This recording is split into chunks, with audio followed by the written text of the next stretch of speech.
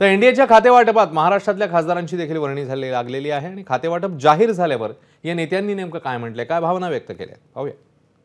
माननीय नरेंद्र मोदी यांच्यावर यांनी माझ्यावर विश्वास ठेवून आणि गेल्या 8 वर्षापासून मी ज्या खात्याचा मंत्री होतो ते खातं सामाजिक न्याय आणि अधिकारिता मंत्रालयाचं हे खातं आहे.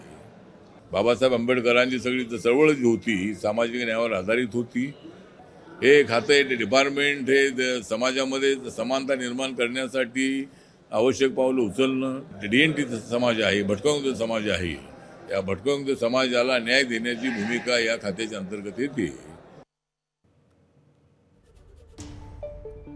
अमित भाईंच्या नेतृत्वाखाली सहकार खात्यामध्ये मला काम करायची संधी मिळते.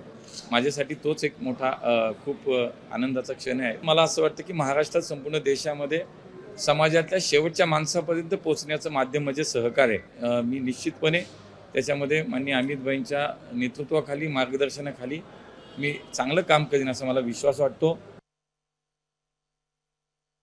सगळ्यांना बरोबरीने मी न्याय द्यायचा प्रयत्न करेल. बरोबरीने सगळ्यांना सोबत कसं घेऊन जाता येईल आणि शेवटी आपलं देशाचं नाव पुढे गेलं पाहिजे. कारण की आज तुम्ही जेव्हा इथे केंद्रामध्ये मंत्री म्हणून काम करताय तर तुम्ही आणि मिनिस्टर म्हणून तुम्ही काम करताय तर तुम्ही सगळ्या देशाचं प्रतिनिधित्व करता मला असं वाटतं.